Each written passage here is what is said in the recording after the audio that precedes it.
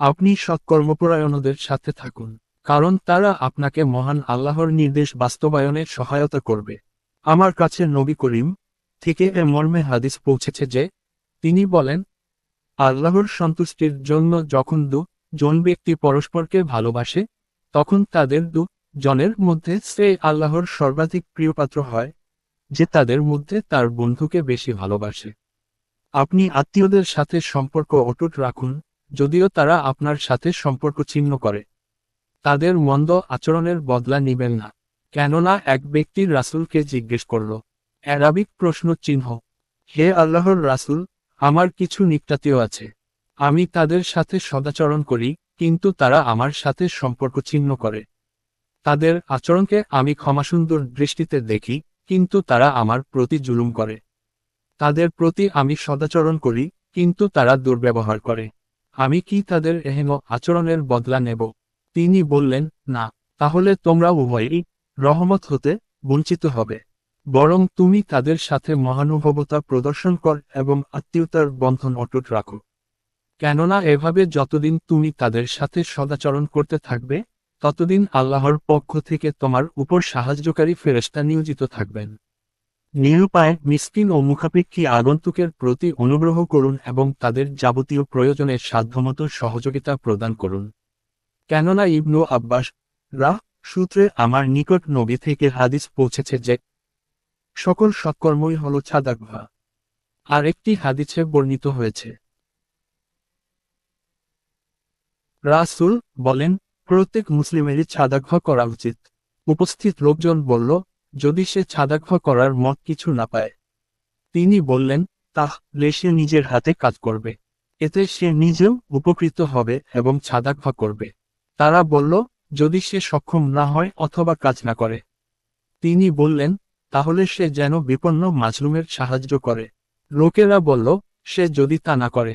তিনি বললেন, তাহলে সে সৎ কাজের আদেশ করবে, অথবা বলেছেন, নেকির কাজের নির্দেশ করবে। তারা বলল, তাও যদি সে না করে? তিনি বললেন, তাহলে সে খারাপ কাজ থেকে বেঁচে থাকবে, কারণ এটাই তার জন্য ছাদাকভা হবে। ভিক্ষুকের প্রতি দয়া করবেন, তাকে কোন কিছু দিয়ে বা ভালো কথা বলে আপনার দুয়ার হতে বিদায় করবেন। পরিচিত অপরিচিত কারো প্রতি দয়া প্রদর্শনের উদাসীন হবেন না। কেননা রাসূল বলেছেন, কোন সৎকর্ম সম্পাদনে বিমুখতা প্রদর্শন করবে না। যদিও তোমার বন্ধুর সাথে প্রফুল্ল চেহারায় আলাপ করা অথবা স্বীয় বালতি থেকে পানি প্রাণটির জন্য পানি ঢেলে দিও হয়। কারো প্রতি অনুগ্রহ প্রদর্শনের দ্বারা আল্লাহর সন্তুষ্টি কামনা করুন।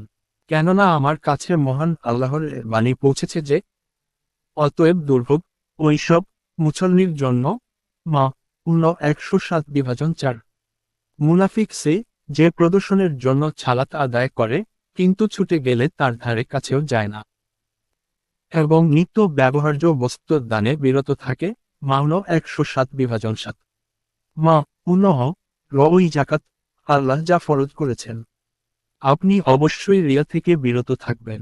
কেননা আমি জানতে পেরেছি যে, রিয়াকারীর আমল আল্লাহর নিকটে পৌঁছে না, আর গায়রুল্লাহর উদ্দেশ্যে কৃত আমল তার কাছে পরিশুদ্ধ হয় না। যাবতীয় আমল সর্বান্তকরণে আল্লাহর উদ্দেশ্যেই নিবেদন করুন।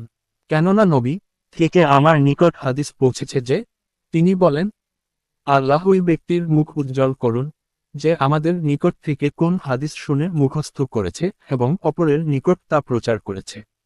যে কোন মুসলিমের অন্তর তিনটি বৈশিষ্ট্য থেকে মুক্ত হয় না: ক, আল্লাহর ওয়াস্তে ইখলাসের সাথে আমল সম্পাদন করা; খ, ন্যায়পরায়ণ শাসকের জন্য গঠনমূলক সুপরামর্শ প্রদান করা; গ, মুসলমানদের সর্বসাধারণের জন্য কল্যাণকামিতা। কেননা তাদের আর তাদেরকে চতুষ্পার্শ্ব থেকে পরিবেষ্টন করে রাখে। আপনি অসৎ চরিত্র থেকে বিরত থাকবেন, কেননা তা আল্লাহর অবাধ্যতার দিকে আহ্বান জানায়। নবী করিম বলেন, নিশ্চয় তোমাদের মধ্যে সেই সর্বোত্তম, যার চরিত্র সর্বোত্তম। নির্জনের নিভৃতে আমল করার সময় আল্লাহর সামনে বিনয়ী হয়ে মানুষের উপর জুলুম করবেন না। জুলুম করলে আল্লাহ আপনার উপর তাদেরকে বিজয়ী করবেন। কেননা কতিপয় আলেম সাহাবী কর্তৃক নবী থেকে আমার নিকট এর মর্মে হাদিস এসেছে যে, তোমরা জুলুম থেকে বেঁচে থাক। কেননা জুলুম কিয়ামতের দিন ঘন অন্ধকারের রূপ ধারণ করবে। আর তোমরা কৃপণতা থেকে বেঁচে থাক। কেননা কৃপণতা তোমাদের পূর্ববর্তীদেরকে ধ্বংস করেছে। এই জুলুম তাদেরকে মানুষের রক্তপাত ঘটানো এবং হারামকে হালাল করার প্রতি উদ্বুদ্ধ করেছিল। সীমালঙ্ঘন থেকে বেঁচে থাকুন, কেননা তা শাস্তিকে ত্বরান্বিত করে। আমার কাছে নবী করিম এর হাদিস পৌঁছেছে যে, তিনি বলেন, কল্যাণের প্রতিদান হিসাবে দ্রুত নেকি দেয়া হয় আত্মীয়তার সম্পর্ক বজায় রাখার কারণে। দ্রুততম সময়ে যে পাপের শাস্তি দেয়া হয় তা হল সীমালঙ্ঘন। আর মিথ্যা কসমে অর্জিত উপার্জন গৃহসমূহকে জীবিকাশূন্য করে দেয়। আপনি আল্লাহ ছাড়া অন্য কোন কিছুর নামে কসম করবেন না, কেননা আমার কাছে নবী করিম থেকে এ মর্মে হাদিস পৌঁছেছে যে, তিনি বলেন, তোমরা তোমাদের পিতৃপুরুষের নামে কসম করবে না।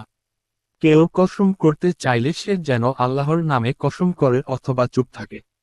10 সকল ক্ষেত্রে আল্লাহর কসম করবেন না, কেননা আল্লাহ বলেন, তোমরা তোমাদের শপথসমূহকে ঢাল হিসাবে ব্যবহার করো না।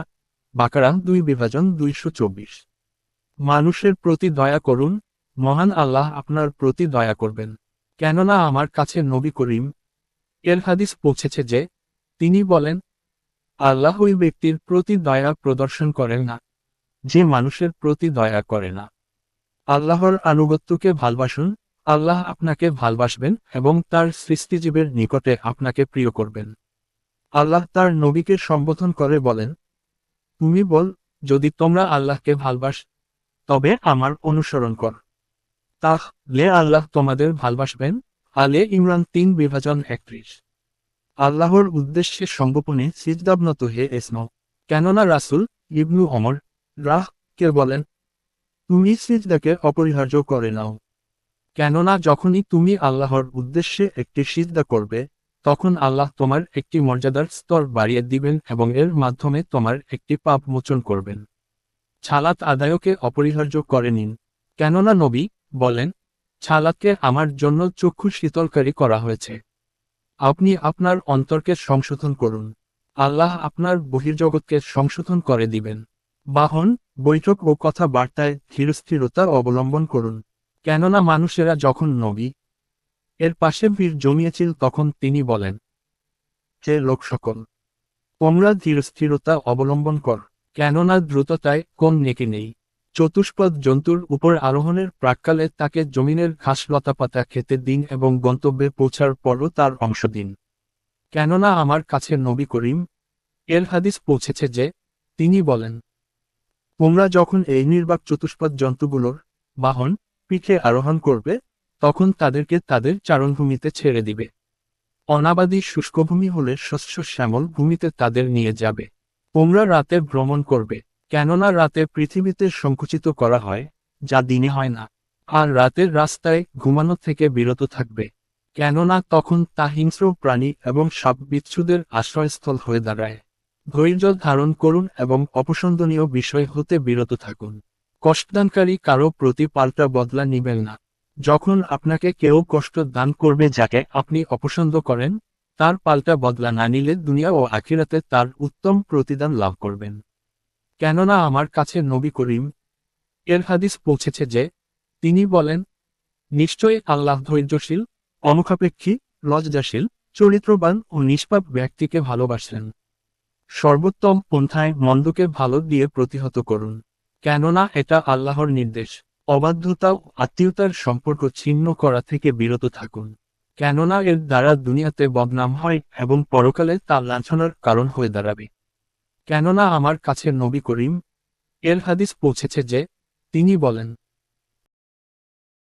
আল্লাহ যখন সৃষ্টিজীবকে সৃষ্টি করে শেষ করলেন তখন আত্মীয়তার বন্ধন দাঁড়িয়ে বলল, এটা আত্মীয়তার সম্পর্ক ছিন্ন করা থেকে আশ্রয় গ্রহণকারীর স্থান।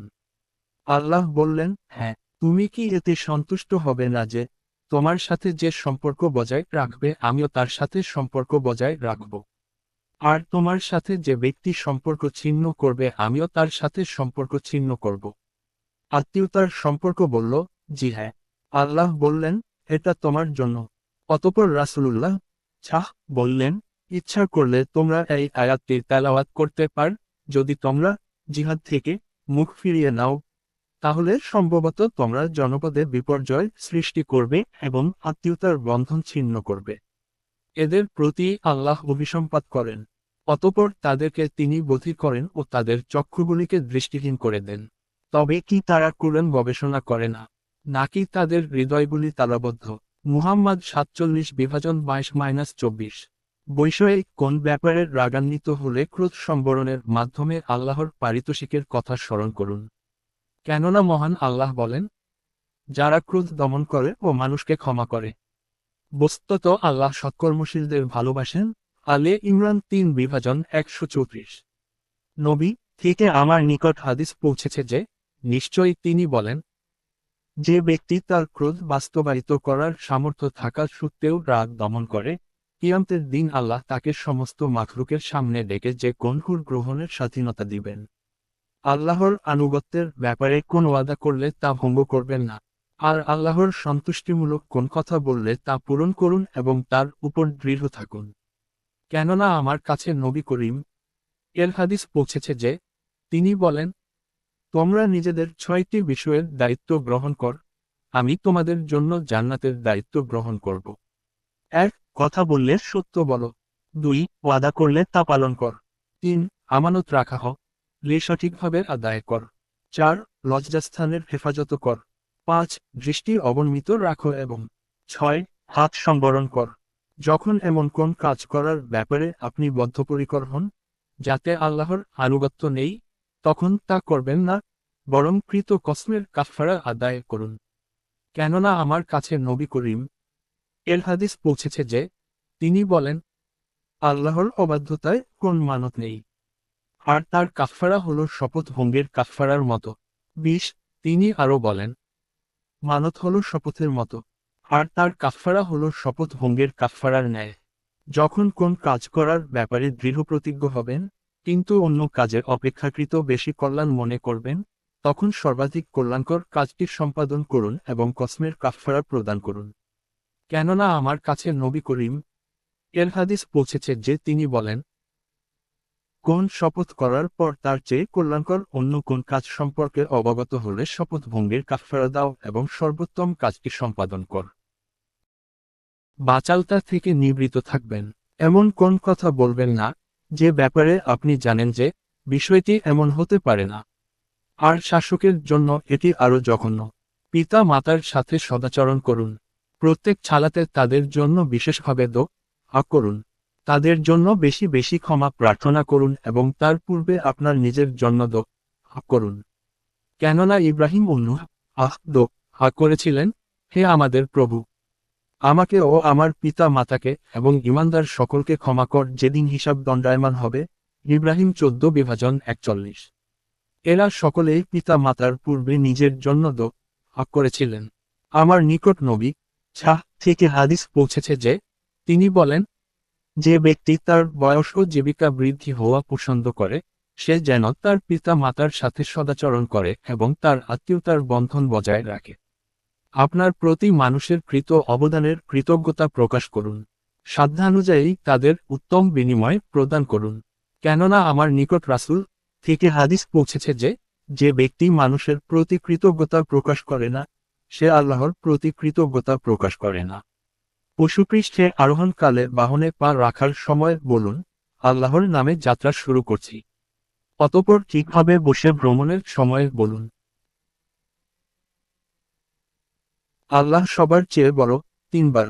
মহাপবিত্র সেই সত্তা যিনি এই বাহনকে আমাদের জন্য অনুগত করে দিয়েছেন, অথচ আমরা একে অনুগত করার ক্ষমতা রাখি না, আর আমরা সবাই আমাদের প্রভুর দিকে প্রত্যাবর্তনকারী। যুখরুফ 43:13-14। হে আল্লাহ, আমরা আপনার নিকটে আমাদের এই সফরে কল্যাণ ও তাকওয়া এবং এমন কাজ প্রার্থনা করি যা আপনি পছন্দ করেন। হে আল্লাহ, আমাদের উপরে এই সফরকে সহজ করে দিন এবং এর দূরত্ব কমিয়ে দিন। হে আল্লাহ, আপনি এই সফরে আমাদের একমাত্র সাথী এবং পরিবারে ও মাল সম্পদে আপনি আমাদের একমাত্র প্রতিনিধি। হে আল্লাহ, আমি আপনার নিকটে পানা চাই সফরের কষ্ট, খারাপ দৃশ্য এবং মাল সম্পদ ও পরিবারের নিকটে মন্দ প্রত্যাবর্তন হতে। রাসূল বাহনে আরোহণ করে এভাবে দোয়া করতেন। পানাহারের শুরুতে বিসমিল্লাহ বলুন। প্রথমে বলতে ভুলে গেলে স্মরণ হওয়া মাত্রই দোয়া পাঠ করুন। পানাহার শেষে বলুন, আলহামদুলিল্লাহ। অন্য লোকের সাথে খেতে বসলে আপনার সন্নিকট থেকে নিন। ডান হাত দিয়ে খান, বাম হাতে পানাহার করবেন না। খাবারের উপর থেকে বা অপরের সামনে থেকে খাবেন না। কেননা আমার নিকট হাদিস পৌঁছেছে যে, জনৈক ব্যক্তি এরূপ করছিল। তখন নবী বললেন, আল্লাহর নাম নাও, বিসমিল্লাহ বলো, তোমার সন্নিকট হতে, এবং ডান হাতে খাও, বাম হাতে পানাহার করো না। সম্ভব হলে কেবলমাত্র বৃহস্পতিবারে সফর করুন। কেননা আমার নিকট হাদিস পৌঁছেছে যে, নবী বৃহস্পতিবারে সফরে বের হতে পছন্দ করতেন।